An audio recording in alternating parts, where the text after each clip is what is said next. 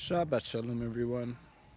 You know, it's taught that the Baal Shem Tov could accomplish amazing things by merely puffing on his pipe.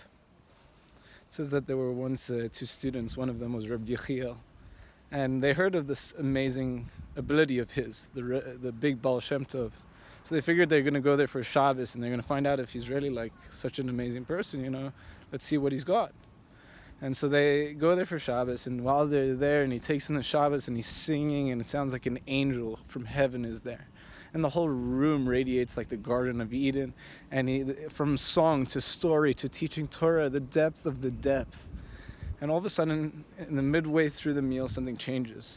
And he calls for his Gentile chariot driver, his carriage driver named Alexei. And he calls for him, and Alexei comes. And all of a sudden, the Baal Shem Tov's whole demeanor changes. He gets really angry. He starts shouting at him. Why haven't you been tending to the horses? They're about to kill each other. Because of your negligence, someone could have died. One of these animals could have died. I'm so angry. And he's going on and on, like it looks like he's ready to kill the guy.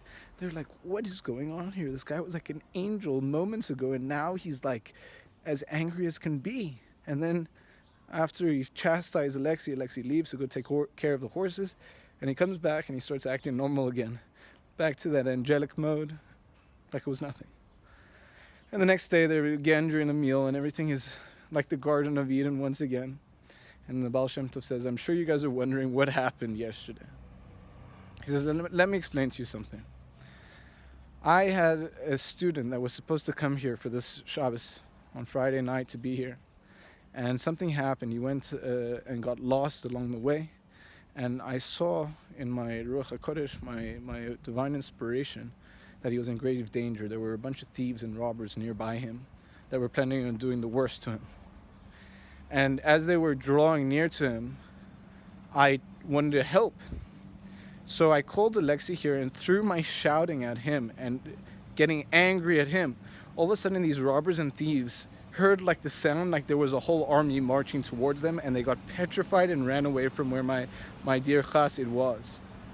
They couldn't believe what they were hearing. It sounds like absurd, right? Anyway, Saturday finishes up, and they finish Shabbos.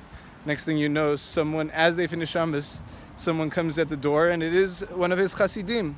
He says, Rebbe, you won't believe it. I was stuck in the middle of nowhere. I tried to get here in time for Shabbos, and it just didn't happen.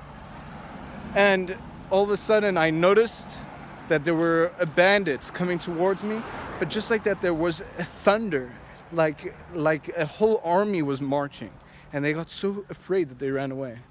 And the Baal Shem Tov looked at them and he said, see, now let's take a puff of the pipe. Good Shabbos, everyone.